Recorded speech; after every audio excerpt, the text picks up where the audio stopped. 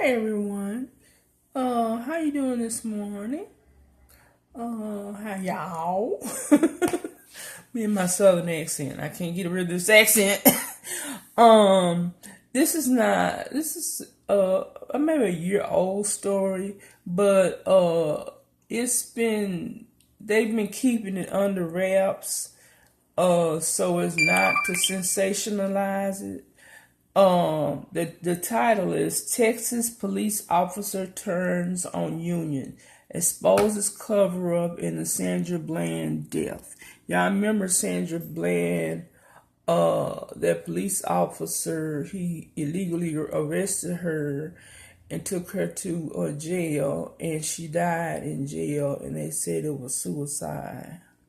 So one of the other ones, the officers that came, named Michael McLaughlin, told Huffington Post that the Prairie View police officer, that portions, of the initial report regarding Bland's arrest were removed. So basically, what he's saying is anything that's incriminating to those police officers, they remove them from the official report. Okay. And the portions removed, it said, gave an unflattering view of the police officer who arrested Bland. Kelly also stated that he was threatened for speaking out and what he witnessed during July 10th, 2015. So we know she died in the jail 3 days after being arrested, right? By Trooper Brian Insignia. And we know they said she committed suicide, right? And the case made headlines, because of the questionable way that the whole thing was handled, and that she died in custody of the jail and the sheriff. It doesn't say anything about the sheriff, but anyway, it said Kelly told Huffington Post that when he arrived at the scene, Bland was already in the back seat of the squad car and handcuffed. The incident, Kelly said, began as a routine traffic stop, and that the arresting officer, Encina, had turned off his body camera. Because y'all remember when he accosted her and went up there to her, the police dash camera on the police car was on. So that's what was taping it when he was mistreating her. Okay. And then he said Insignia, he just trying to be just a bully. He said that he said that Insignia said he wasn't sure what charge to file against Bland. Now remember, Bland was stopped on a minor traffic infraction, and he didn't know what kind of lie to tell, to justify him committing police brutality and stopping a woman on just a traffic infraction. Okay, so they said that officer that arrested her admission was removed from the official report. They removed a lot of the stuff from incriminating incidents that occurred from the report. But Kelly said, my opinion is that he messed up. He did not have probable cause to detain her, and he pulled her out of the car. Kelly also stated that it appeared that the 26-year-old Bland had been struck in the head. Another portion of his incident report that seems to have been removed from the official record She had a large mark on her head. Maybe she fell when she was in custody. Maybe she got kicked. And I'm hearing about she got kicked by that little man. Kelly told Huffington Post that Bland had complained about pain from a head injury, but she wouldn't see EMS. I'm sorry, the EMTs. So he also had a 2-page report Kelly did, and when he filed the report to his superiors, they chopped off all but half a page of a 2-page report that was incriminating the police officer that arrested her. And Kelly said that the assistant district attorney told him, he told me it wouldn't be good for my career. Then I told him I was going to talk to Sandra Bland's mother's attorney, and he told me I was going to be beneath the jail. So, as you know, the cop that arrested her said that the man, Kelly, was lying and making it up, in defense of his, what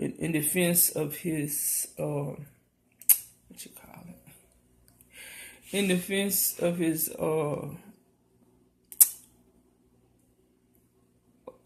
client. I'm sorry, y'all, it's early in the morning.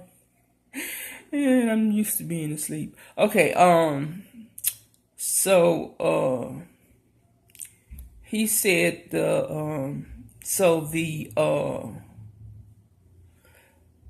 assistant district attorney said that Kelly's report is not worth the paper that it's written on. It's completely contradicted by witnesses.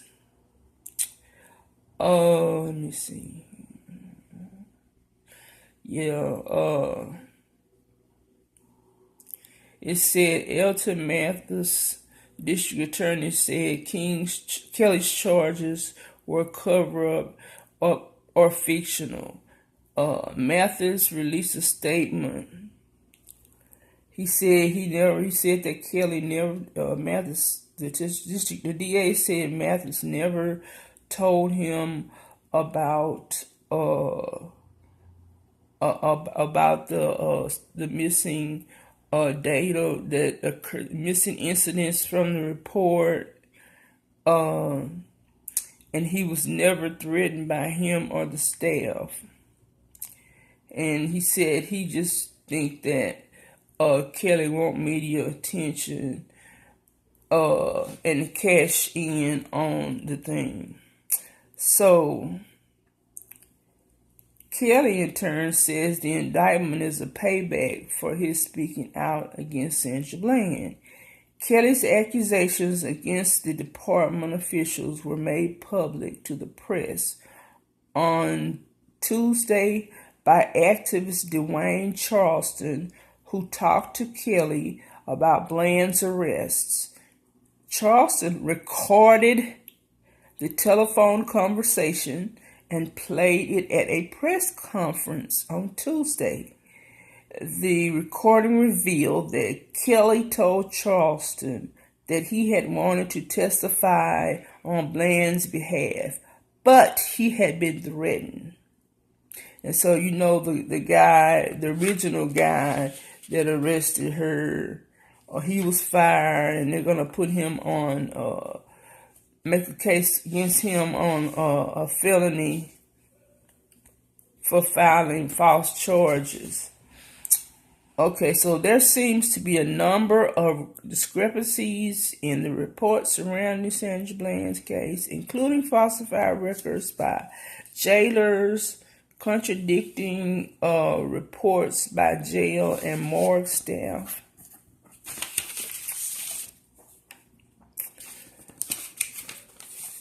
So they did have one,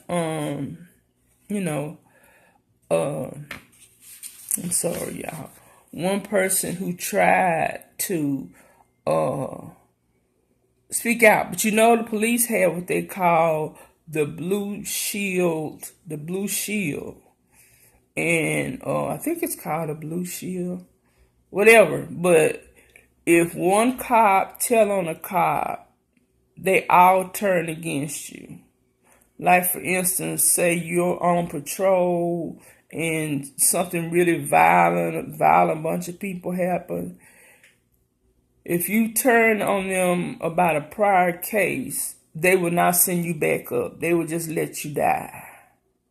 So he's probably a victim of the blue shield, Officer Kelly was. And another thing I wanted to talk to you about, and this is the good news that came out of this. Texas Governor Greg Abbott, he finally signed a bill called the Sandra Bland Act into law. It's called the Sandra Bland Act. It was signed in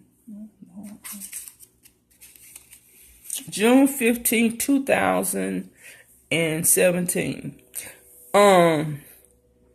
Basically what it does is, Sandra Bland had she had psychiatric problems, right? And that officer, he escalated her paranoia and just anxiousness and panicness that she had because she said she had PTSD. I might play her video later on, but so he escalated it and made her, I had an incident like that happen to me, and I'll tell you in my commentary. But anyway, so he wanted to basically, the measure mandates county jails divert people with mental health and substance abuse issues toward treatment, and requires that the independent law enforcement agency investigate jail deals. Okay, so basically what it's saying, that people who have some type of mental illness, when they do the intake report, and also it said about the intake report, they're going to have a more oh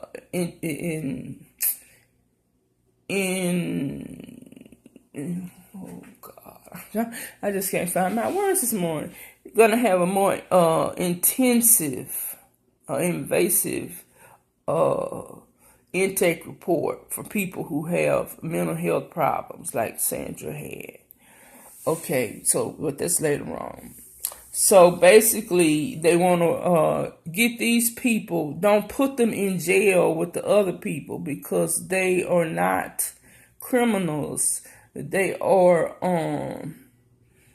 alleged criminals, I'm sorry.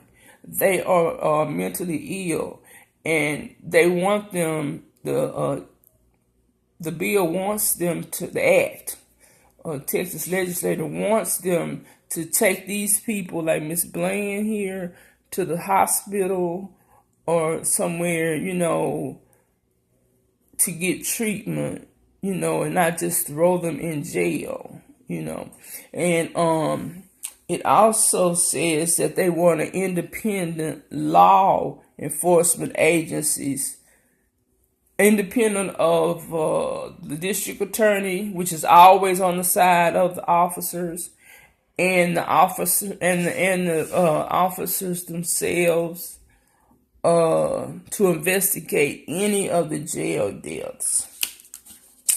So let me see if I got anything else. What else? So really, it's going to help people with mental illness. And y'all know, being in the mental health field and being a psychological professional for a long time, we need this. Because they just throw mentally ill people in jail for no reason. And they don't do anything to try to help them. So this in Texas, they're trying to help them. and it says the Sandra Bland Act mandates county jails to divert people with mental illness and substance abuse issues toward treatment, making it easier for defendants to receive a personal bond if they have a mental illness.